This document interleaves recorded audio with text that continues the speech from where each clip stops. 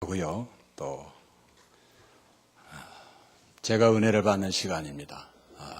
저희 교회 본교회보다도 우리 강서교회에 와서 박창서 안수집사님의 참 은혜스러운 기도, 또 우리 마리아 찬양대에 참 이 경륜에 넘치는 이 아름다운 찬양, 그리고 바울처럼 참으로 그 육체의 가시가 있지만은 여러 성도님들 양무리처럼 늘 보듬고 기도하시고 잘 이제 양육하시는 우리 김한식 목사님,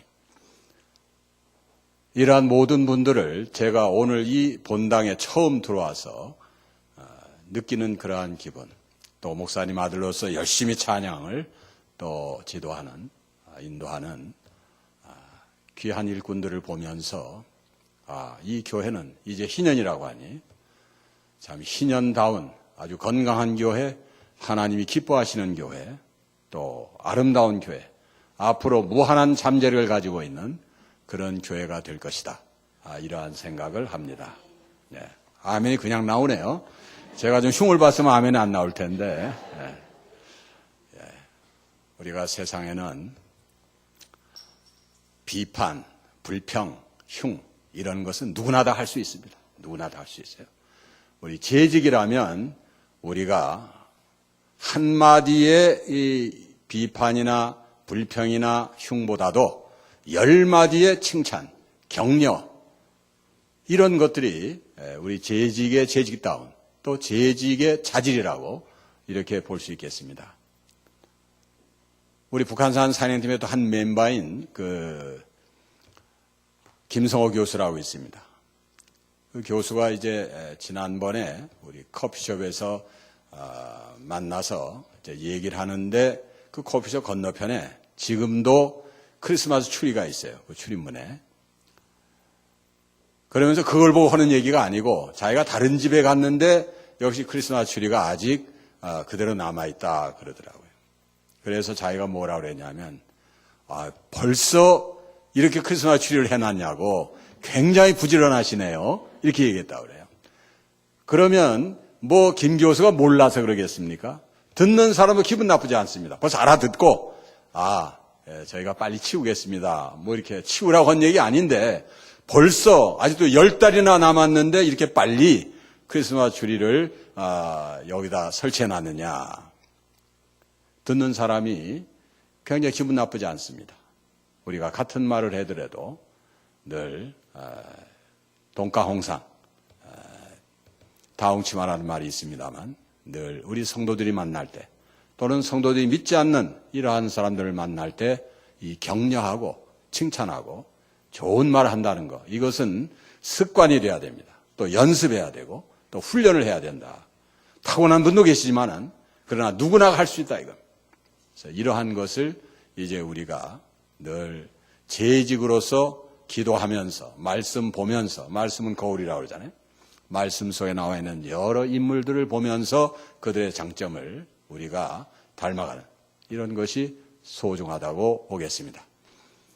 저나 여러분이나 70억 가운데 단 한 사람, 하나님께서 우리를 만드실 때 똑같이 만들지 않았습니다. 나름대로 쌍둥이도 다르다는 말이 있죠.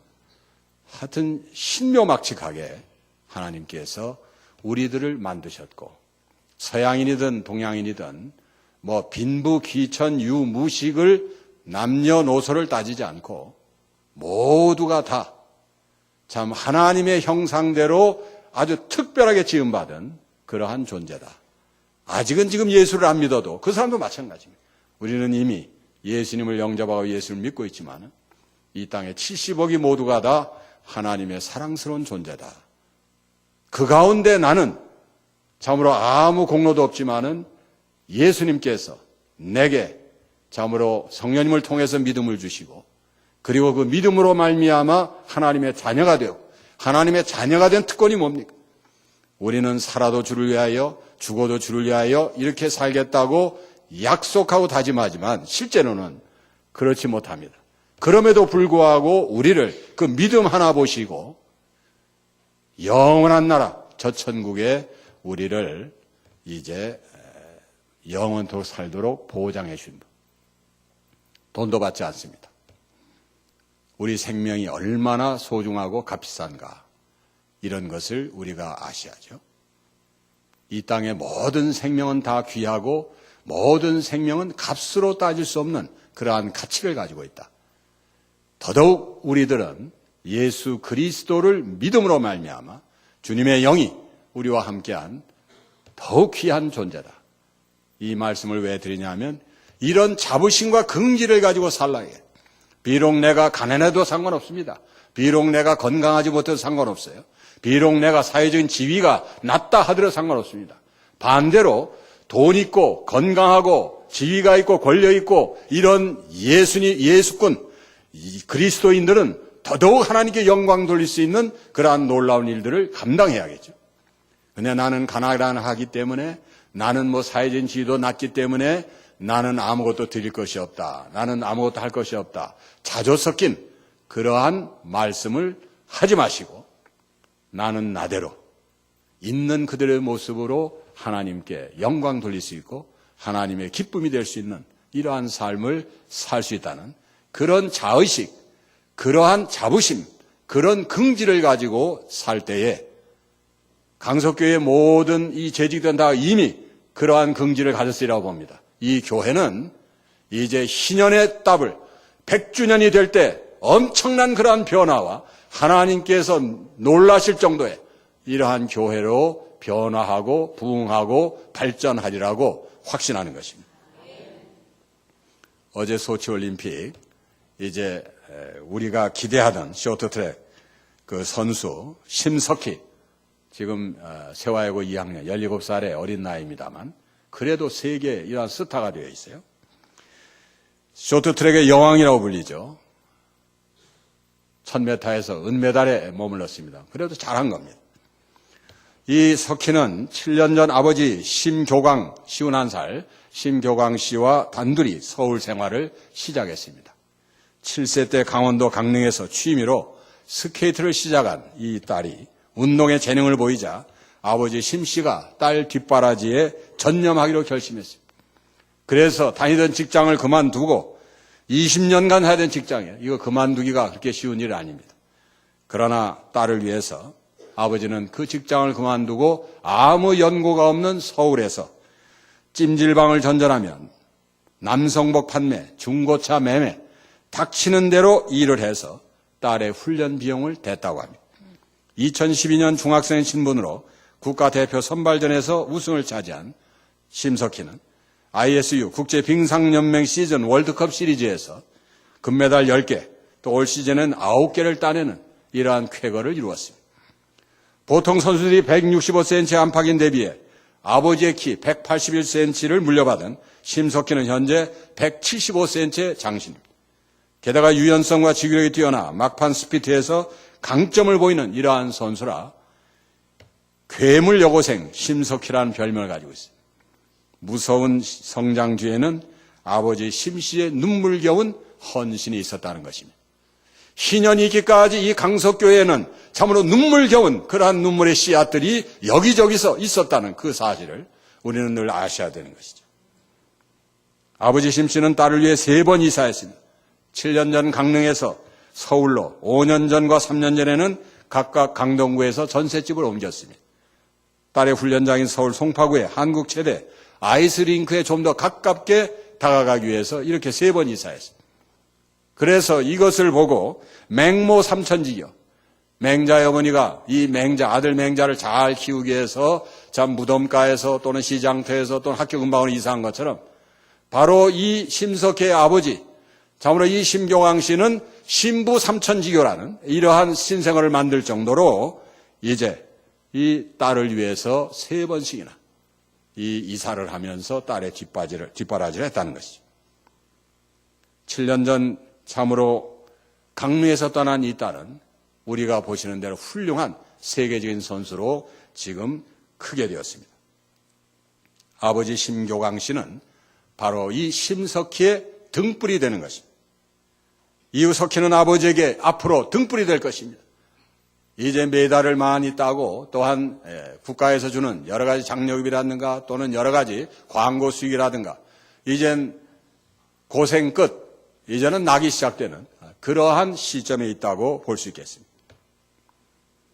앞으로 이 심석희는 대한민국 쇼트트랙의 등불이 될 것이고 세계 여성 빙상인 가운데 등불이 될 줄 믿는 것입니다. 심석희가 처음부터 이렇게 된 게 아니에요. 참으로 그의 재능을 일찍이 발견한 그 아버지의 각고의 노력, 그러한 후원이 이처럼 오늘의 심석희를 만든 것입니다. 오늘 이 강석교회에도 지금 자라나는 새싹들이 많이 있을 것입니다. 그들의 재능을 보면서 우리 재직들이 힘써야 할 것은 그들을 위해서 기도해주고 그들이 참으로 잘 자랄 수 있도록 칭찬해주고 격려해주고 직접적으로는 그들의 가정에서 그 부모들이 자신의 아들, 딸들의 재능을 보고 그 재능에 맞는 것들을 개발해줘야 돼요. 남이 사법고시 본다니까 내 아들, 딸 사법고시에서 판검사 시킨다. 남이 뭐 교사 내가 이런 식이 아닙니다. 어렸을 때부터 나의 아들, 딸들의 재능을 일찍 발견하시고 그 재능에 맞는 그러한 직업을 선택하기 위해서 이제 청사진을 그리시고 우리는 예수 믿는 사람들이기 때문에 내게 능력 주시는 자 안에서 내가 모든 것을 할 수 있다는 이 믿음 하나 가지고 나의 아들, 딸, 나의 또한 이 사랑하는 형제자매 또 이 교회에 들어와 있는 귀한 이러한 새싹들을 키워낼 때 강석교회를 통해서 세계적인 인물이 세계적인 스타들이 여기저기서 배출되어 가지고 모교회 강석교회를 연어처럼 돌아와서 내가 전에 이 강석교회에서 이러이러한 것 때문에 내가 오늘 이렇게 됐습니다. 이러한 감사의 인사, 감사의 찬양이 앞으로 여러분들 눈에 보여야 될 줄 압니다. 이것이 우리 재직들의 또 하나의 그러한 임무라고 보겠습니다. 한 시각장애인이 밤에 등불을 들고 걸어가고 있습니다. 지나가던 행인이 말합니다. 당신은 앞도 보지 못하면서 무엇하러 등불을 들고 다니십니까? 시각장애인이 말하기를 앞을 보는 정상적인 사람들이 저와 부딪히지 말라고 등불을 들고 가는 겁니다. 우리는 가끔 바보처럼 생각합니다. 뭘 앞도 안 보이는데 등불을 드냐? 저 뭔가 또라이가 아닌가? 이렇게 생각하지만 그러나 그 시각장애인의 마음속에는 오히려 건강한 사람들을 배려하는 생각하는 이러한 아름다운 마음씨가 있었다는 것이죠. 사람을 겉으로 우리가 평가할 수 없습니다. 하나님은 늘 중심을 보시는 분이죠. 우리 강석교회 재직들도 언제나 참으로 모든 성도들 볼 때 겉으로 판단하지 마시고 그들의 내면 주님께서 주신 그 사랑의 씨앗, 그 믿음의 씨앗, 그 소망의 씨앗을 보면서 그들과 함께 우리가 일하는 기쁨, 또 그들을 격려하고 칭찬하면서 함께 합력해 선을 이루는 이것이 우리의 또한 해야 할 일이 아닌가 이렇게 생각이 됩니다. 기원전 1010년 970년 이스라엘의 두 번째 왕 다윗이 블레셋과의 전투 중에 목이 심히 마르자 블레셋 진영 안에 있는 베들레헴 성문 곁 우물물을 누가 내게 마시게 할까 혼자 중얼거릴 때 다윗의 용사 37명 중 그중에 3명이 자원해서 적진에 몰래 침투해서 그 물을 떠다가 다윗 왕에게 이렇게 드렸습니다. 그때 다윗 왕이 이제 한 말이 있습니다. 여호와여, 내가 나를 위하여 결단코 이런 일을 하지 아니하리이다. 나의 이 부하들이 참으로 나의 그 목마름을 위해서 자신의 목숨을 마다하지 않고 저 베들레헴 적진에 그러한 성문 곁에 운물을 떠다가 저에게 주었는데 제가 어찌 이것을 마실 수 있겠습니까? 제가 하나님께 이것을 부어드립니다 하면서 이것은 나의 부하들의 피다 이거죠. 그러면서 그것을 자기가 마시지 아니할 때 그 부하들이 얼마나 감동을 먹었겠냐. 다윗은 먼저 부하들의 그 충성심에 감동을 먹었지만은 그러나 그 충성심의 산물인 물 한 그릇을 다윗에게 바쳤을 때 다윗은 그것을 하나님께 도리어 돌려드리면서 이것은 나의 부하의 피니 내가 이것을 마실 수 없습니다. 이러한 모습으로 이제 나아갈 때 우리 강석교회 우리 재직들은 내가 무슨 일을 할 때 참으로 이 일을 하기까지 알게 모르게 참으로 나를 여기까지 도와준 익명의 이름도 없이 빛도 없이 도와준 그러한 일꾼들이 있음을 기억하고 현재 나의 열매는 이제 그들과 함께 나누리라. 이러한 마음을 가진다면 이 강석교회는 참으로 지금도 그렇게 하고 있습니다만 머지않아 더 지상 천국이 따라오는 것이죠. 천국과 같은 아름다운 공동체가 될 줄 믿는 것입니다. 다윗에게만 이러한 부하가 있는 것은 아닙니다. 기원전 325년 중앙아시아와 인도에 이르는 광대한 세계 제국을 이룩한 우리가 알렉산더 대제를 잘 기억하고 있습니다. 그가 인도 정벌을 마치고 귀환하는 그러한 길에 게드로스 사막을 횡단하던 중에 물을 찾지 못해서 군사 반 이상이 목숨을 잃는 이러한 비극적인 사건이 일어납니다. 당시 간신히 물을 찾아낸 병사가 투구에 물을 담아서 대왕에게 건네자 알렉산더는 말합니다. 나는 그대들과 운명을 함께하겠다. 그러면서 그 물을 모래 위에 쏟았다는 그러한 일화가 있습니다. 다윗이 원조입니다. 다윗은 기원전 11세기 인물이에요. 아마 알렉산더가 이 기록을 들었는지 말았는지 모르지만 알렉산더 기원전 325년에 거의 비슷한 이러한 일을 했습니다. 한니발도 마찬가지고 나폴레옹도 마찬가지입니다. 우리가 시대를 넘어서서 수많은 지도자들이 이러한 헌신의 모습, 이런 것을 통해서 모든 조직원들이 하나가 되는 이러한 일들을 이룬 것을 볼 수 있습니다. 강석교회 재직들이 이러한 모습으로 하나가 될 때 참으로 그 주변에 우리들을 지켜보는 또 다른 많은 이러한 교우들이 함께 예제 우리를 밀어주고 또 우리가 함께 하자 할 때 참 말없이 동의하면서 기쁜 마음으로 여러 가지 일을 할 때 이 얼마나 놀라운 일들이 이곳에서 이루어지겠는가 상상이 됩니다. 하나님은 이 다윗 이처럼 부하를 생각하고 부하들의 이러한 충성과 이러한 노고를 생각한 다윗을 이스라엘의 등불이 되게 하셨고 백성들도 다윗을 나라의 등불로 생각하고 극진히 받들었는 것입니다. 사무엘하 22장 29절에 여호와여 주는 나의 등불이시니 여호와께서 나의 어둠을 밝히시리이다. 오늘 이 교회의 중심이 누굽니까? 물론 예수 그리스도입니다만 보이는 중심은 하나님께서 안수해서 참으로 이곳에 보내주신 우리 김한식 목사님입니다.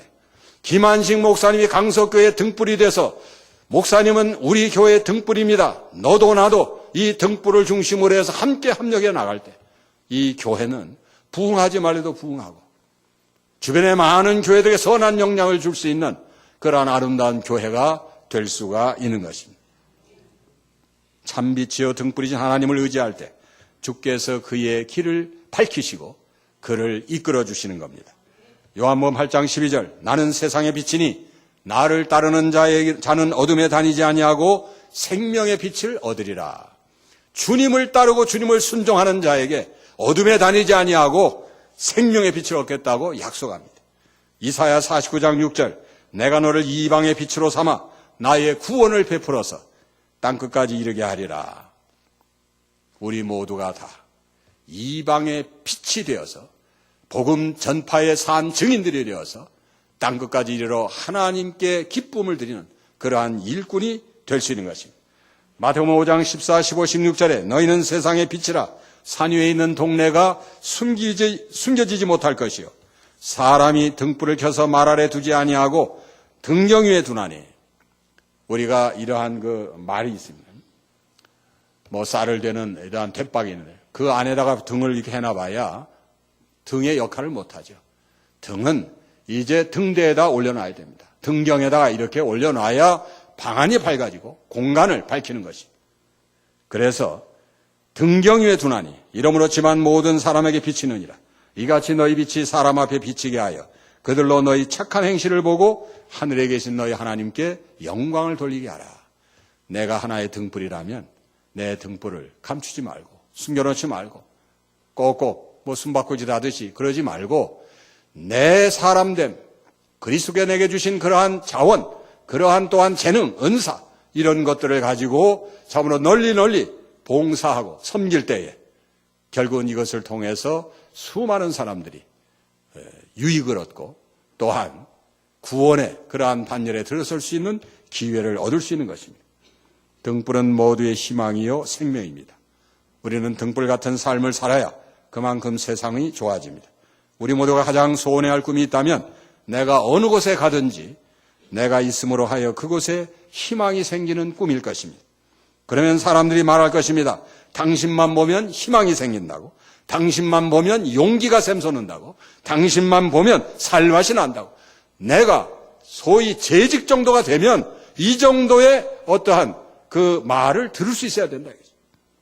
이 세상에서 가장 소중한 사람은 희망을 전하는 사람입니다. 우리의 신앙이 좋은가 나쁜가를 어떻게 알 수 있습니까?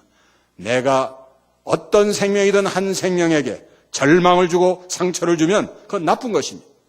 나로 말미암아 한 생명의 절망이 희망으로 바뀌면 좋은 것입니다. 위로받으면 또 새로운 힘이 생기면 좋은 것입니다. 예수님은 사람들이 관심을 갖지 않은 사람들을 찾아가 관심을 보여주셨습니다. 예수님과 나를 비교할 때 비교할 수 있겠습니까? 그는 왕의 왕이시요.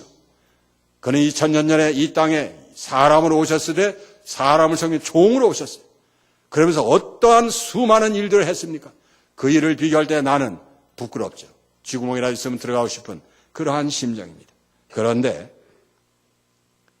예수님은 사람들이 버리고 돌보지 않은 사람을 찾아가 구원을 베풀어 주셨습니다. 예수님은 하나님 아버지의 영광을 위해서 모든 고난을 몸소 지시기까지 했습니다. 그러나 안타깝게도 사람들은 자신들의 세상을 만드는데 그들의 삶 전부를 보내고 있습니다. 사람들은 모든 것을 얻었다고 생각하지만 결국 아무것도 종말에는 가지고 가는 것이 없습니다. 모두 다 무덤에 들어가고 마는 겁니다. 예수님은 이 땅에서 아무것도 소유하지 않았고 더욱 자신의 몸과 자신의 피를 제물로 바쳤지만 이후 죽음을 이기시고 사망 권세를 이기시고 부활의 영광으로 우리에게 참으로 첫 열매가 되셨던 것입니다. 예수님의 생애, 그 삶이야말로 역사상의 가장 위대한 등불인 것입니다. 우리도 그 등불을 바라보면서 나의 메말른 그러한 등잔에 기름을 채우고 성령의 기름을 채우고 이제 나도 불을 밝히고 주님의 등불을 따라가는 이러한 삶을 사는 것이 우리 재직의 도리가 아니겠습니까? 등불의 삶 10계명을 말씀드리겠습니다. 첫째, 항상 힘들게 하는 자가 되지 말고 늘 힘이 되어주는 사람이 되어라. 둘째, 항상 끌려다니는 자가 되지 말고 늘 이끌어주는 사람이 되어라. 셋째, 항상 돌봐줘야 할 수준에 머물지 말고 늘 돌봐주는 사람으로 성장해라. 넷째, 항상 넘어지는 자가 되지 말고 늘 세워주는 사람이 되어라. 다섯째, 항상 받기만 하는 자가 되지 말고 주는 것에 늘 넉넉한 사람이 되어라. 여섯째, 항상 약점만 보고 불평하는 자 되지 말고 늘 장점을 보고 격려하고 용기를 주는 사람이 되라. 일곱째, 항상 할 수 없다고 포기하는 사람이 되지 말고 늘 할 수 있다고 희망을 주는 사람이 되라. 여덟째, 항상 상처받고 꼬여있는 자가 되지 말고 늘 회복하고 풀어주는 사람이 되라. 아홉째, 항상 분열시키는 자가 되지 말고 늘 하나 되게 만드는 사람이 되라. 열째, 항상 열받게 하는 자가 되지 말고 늘 웃음을 선사하는 사람이 되어라. 저희 교회 참 안타깝게도 지지난주에 한 가정이 떠났어요. 우리 교회 온 지 한 1년 3개월 정도 됐습니다. 얼마나 제가 안타깝고 마음이 아픈지 몰라요. 그런데 저한테는 그런 얘기를 안 했는데 들려오는 얘기가 교회가 사랑이 없습니다. 그래서 제가 그랬어요. 교회가 사랑이 없으면 내가 사랑을 만드는 사람이 돼야지. 왜 교회가 사랑이 없다고 그러냐. 우리 재직들은 이 교회에 무엇이 부족한가, 무엇이 필요한가 할 때 바로 그것을 내가 먼저 만들어가는 그러한 일선에 서서 말없이 이러한 것들 이루는 그러한 사람이 되어야 되는 거예요. 그게 재직입니다. 그것이 재직의 의무요, 재직이 또한 해야 할 당위성입니다. 현신규 박사님, 한국의 육종학자예요. 서울대학교 농과대학 교수였고 지금은 하늘나라 가 계십니다만 그의 나무 예찬을 보면 언제나 나무는 제자리를 지킨다. 내가 하나님께 받은 이 직분 변함없이 비가 오나 눈이 오나 어떠한 상황 속에서도 그 자리를 지키는 사람이 되는. 그래야 나무보다 나은 거 아니에요. 미물인 이러한 나무도 제자리를 지키다가 가는데 태어나서 죽을 때까지. 우리 하나님의 형상대로 지음받은 우리가 나무만 못하면 되겠냐 이거지. 나무는 나쁜 가스를 흡입하고 좋은 가스를 세상에 내놓습니다. 내가 나쁜 것은 바로 내 것이고 이 안에서 다시 좋은 것으로 만들어서 다른 사람들에게 내놓는, 세상에 내놓는 이러한 사람이 되어야 되겠다. 나무는 하늘만을 바라보며 삽니다. 우리 재직들은 모든 교인들은 늘 하늘만을 바라보며 즉 기도하는 사람이 되어야 되겠죠. 신앙의 사람이 되어야 되겠죠. 우리는 하늘만을 바라볼 때 성장합니다. 왜냐? 햇빛이 늘 그들에게 의의 태양인 하나님께서 따사로운 햇빛을 우리에게 비춰주시고 언제나 내가 주춤할 때 왜 그러느냐? 너는 이제 다시 일어나서 가자. 내가 실망했을 때 왜 실망해? 내가 너의 기쁨을 준다. 내가 널 위로한다. 언제나 우리를 다독이고 우리를 일으켜 세우시는 그러한 분이십니다. 교회의 첨탑이 이제 있죠. 교회 첨탑 이렇게 세웁니다. 이게 뭐예요? 기도하는 손 아닙니까? 기도하는 손. 나무도 하늘을 향해서 이렇게 할 때 기도하는 마음으로 자라는 겁니다. 기도하는 자세, 기도하는 마음, 재직들이 기도할 때 그 개인의 삶뿐만 아니라 가정의 삶, 그의 사역장, 그의 일터, 또한 그가 속한 이 교회 부흥하지 않을 수가 없고 건강한 교회가 되지 않을 수가 없고 아름다운 교회, 참으로 아름다운 소문이 이제 즐비한 그러한 교회가 될 수밖에 없는 것입니다. 일본의 아동문학가 노베치는 너의 둥지는 너무 낮았었다. 우리 김한시 목사님 시인 목사님이십니다. 여러분들 행복합니다. 시인은 늘 아름다운 품성을 가지고 있어요. 또 우리는 그냥 지나가기 쉬운 그런 것도 다시 멈춰서 아주 세밀하게 감성 있게 그런 것들을 보면서 이제 아름다운 단어로서 이것을 이제 표현하고 있습니다. 너의 둥지는 너무 낮았었다는 일본의 아동문학가 노베치 이 시를 쓰게 된 동기는 어느 날 집에서 가만 보니까 마당에 나무가 있는데 그 나무에 낮은 가지에다가 새가 날아와서 집을 짓기 시작합니다. 참 신기하고 재미있어요. 그거를 계속 지켜보는데 거기에 이미 알을 낳고 또 새끼를 품고 또 노란 입을 벌린 이러한 새끼가 태어나게 됩니다. 그러면서 이 노베치의 마음에 불안이 생겼어요. 아, 저 나무의 둥지가 너무 낮다 이거예요. 혹시 저것을 쥐나 고양이나 또는 들짐승이 저 새끼를 물어가면 어떨까? 이런 불안이 있어요. 그런데 그 불안이 현실로 나타났습니다. 어느 날 보니까 이 새끼들이 다 없어졌어요. 옆집의 고양이가 그 새끼를 물어갑니다. 이 어미새, 아빠 새가 이제 와서 구슬프게 우는 겁니다. 자식을 잃은 그 슬픔이 아픕니다. 미물인 이 새도 자기 자식 없어진 것을 그렇게 슬퍼합니다. 우리 인간이 말해 못하겠어요? 그래서 바로 그때 이 노베치가 참 너의 둥지는 너무 낮았었다. 좀 높이 했다면 그러한 슬픔, 그러한 아픔은 없었을 텐데 이 세상을 살아가면서 우리 인간들도 인생의 둥지를 틀고 살아갑니다. 그런데 우리는 인생의 둥지를 어디에 두고 있습니까?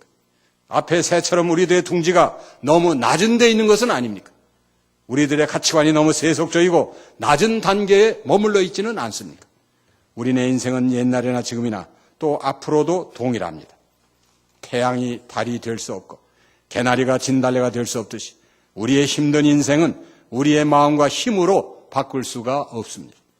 따라서 우리가 바꿔야 할 것은 세상을 바라보는 관점과 믿음의 사이클입니다. 하나님으로 세상을 보고 믿음의 눈으로 어려움을 보는 시각의 변화가 있어야 되는 겁니다. 알고 보면 불행이 문제가 아니라 불행이라고 생각하는 나 자신이 문제고 힘듦보다도 더 큰 문제는 힘들다고 믿고 사는 내 안의 연약함인 것입니다. 우리의 삶을 더 힘들게 하는 것은 우리의 감정과 느낌을 하나님의 말씀보다 더 신뢰하는 겁니다. 그러나 조금만 더 깊이 생각하세요. 자녀가 기분이 나쁘고 속이 상할 때에도 부모님은 여전히 그 자녀의 부모로서 자녀 곁에 계신 것처럼 우리의 믿음이 바닥을 드러내고 기분이 엉망이 되고 감정이 상했을 때에도 하나님은 여전히 우리와 함께 하시고 우리 곁에 계시는 겁니다. 태양이 안 보이면 안 비추일 때에도 태양이 존재하는 것을 우리가 잘 아는 것처럼 우리를 향하신 하나님의 사랑과 신실하심은 그 어떤 경우에도 동일한 것입니다. 그리스도인의 삶이란 말씀에 의하여 살아가는 것이지 그때그때 느끼고 변하는 감정과 상황에 따라 사는 것이 아닙니다. 언제나 우리를 향하신 하나님께 대한 확신으로 우리가 살아야 될 줄 압니다. 하나님은 우리가 죄인 되었을 때 이미 사랑하셨고 우리가 변변치 않을 때에도 여기까지 도우시고 인도하셨습니다. 지금 우리 스스로가 불행하다고 느끼십니까? 힘들다고 느끼십니까? 아니면 내 믿음이 바닥나 있고 상황이 최악입니까? 그 느낌에 동의하지 마시고 하나님의 은혜로우심과 신실하심, 전지하심에 동의하시길 바랍니다. 지금도 하나님은 나의 심령 밑바닥을 보고 계십니다. 전능하신 하나님, 전지하신 하나님이 보고 계시다는 거예요. 이것이 내게 위로가 되고 새 힘을 주는 겁니다. 그리고 이제부터는 나를 향해서 잘 될 거라고 선포하십시다.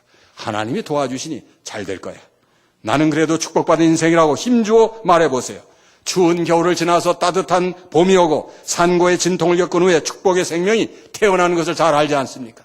내가 하나님을 바라보며 하나님께 무릎 꿇고 기도할 때에 주께서 나의 사정을 아시고 나의 원통함을 아시고 나의 연약함을 아시고 도와주시고 나로 하여금 새로운 삶으로 피어날 수 있도록 이끌어 주시는 겁니다. 인생이 아무리 힘들고 어려워도 한 번만 은혜를 받으면 인생은 역전될 수 있고 다시 시작할 수 있습니다. 그것이 은혜의 힘이고 또한 비밀인 것입니다. 아무리 죽을 일사했을지라도 은혜의 옷을 입으면 고통 중에도 춤을 출 수 있습니다. 나만 고난 중에 있다고 생각하지 마시고 나만 불행 중에 홀로 버려져 있다고 힘들다고 생각하지 말고 예수 믿는 믿음 그 자체가 행복임을 우리 속히 깨달아야 됩니다. 특히 재직들은 이것을 마음속 깊이 내 신비로 세우고 살아가야 된다. 혹시라도 여전히 낙심과 절망, 고통 가운데 계신 성도님이 계시다면 그 몸을 일으켜 하나님 보좌 앞으로 나오세요. 고난의 씨앗이 변하여 축복의 숲이 되고 막힌 벽이 변하여 문이 되고 골짜기가 메워져 평지가 되고 짐이 변하여 힘이 될 것입니다. 나의 영원한 등불 되신 주님께서 오늘 말씀하십니다. 시편 28편 7절에 여호와는 나의 힘과 나의 방패이시니 내 마음이 그를 의지하여 도움을 얻었도다. 그러므로 내 마음이 크게 기뻐하며 내 노래로 그를 찬송하리로다. 여호와는 나의 힘과 나의 방패이시기 때문에 내 마음이 그를 의지하면 도움을 얻게 돼 있어요. 그래서 결과는 기뻐하면서 내가 노래로 주님을 찬송하는 겁니다. 이사야 41장 10절 두려워하지 말라. 내가 너와 함께함이라. 놀라지 말라. 나는 네 하나님이 됨이라. 내가 너를 굳세게 하리라. 참으로 나를 도와주리라. 참으로 나의 의로운 오른손으로 너를 붙들리라. 하나님이 오늘 우리 강석교회 재직들에 주시는 말씀입니다. 두려워하지 마세요. 하나님이 나를 붙잡고 계십니다. 하나님이 함께 하신다면 못 잃을 것이 없고 우리의 앞길이 참으로 시온의 대로처럼 탄탄한 그러한 길이 될 줄 믿습니다. 강석교회 재직들이여 이제 주님 안에서 또한 목사님과 함께 장로님들과 함께 모든 재직들이 하나가 되어서 참으로 하나님이 세우신 이 교회를 위하여 우리가 충성되고 우리가 헌신하고 우리가 또한 섬기는 귀한 공동체의 일원들이 되어지기를 그리스도의 이름으로 축원합니다. 기도하겠습니다. 하나님 감사합니다. 오늘 부족한 용을 이 강석교에 보내시고 아버지 하나님의 말씀을 두려운 마음으로 전했습니다. 주께서 말씀만이 이곳에 남아있게 하시고 사랑하는 재직들이 다시금 분발하여 참으로 이 50년 된 강석교회를 위해서 내가 이 교회에 참으로 등불이 되리라. 또한 이 교회 등불 되신 목사님을 중심으로 해서 이 교회를 부흥하고 발전하는데 내가 참으로 하나의 힘이 되어주리라. 보탬이 되어주리라. 귀한 다짐을 하고 이제 이후로 주님께서 나와 함께 하시니 나를 사랑하시니 이 임마누엘 하나님의 귀한 동행하심을 굳게 믿고 이 교회를 위하여 또한 사랑하는 모든 재직들을 위해서 또한 우리의 미래를 위해서 한마음 한뜻이 되어서 헌신하는 귀한 강석교회 재직들 되게 하여 주시옵소서. 예수님의 이름으로 기도하옵나이다. 아멘.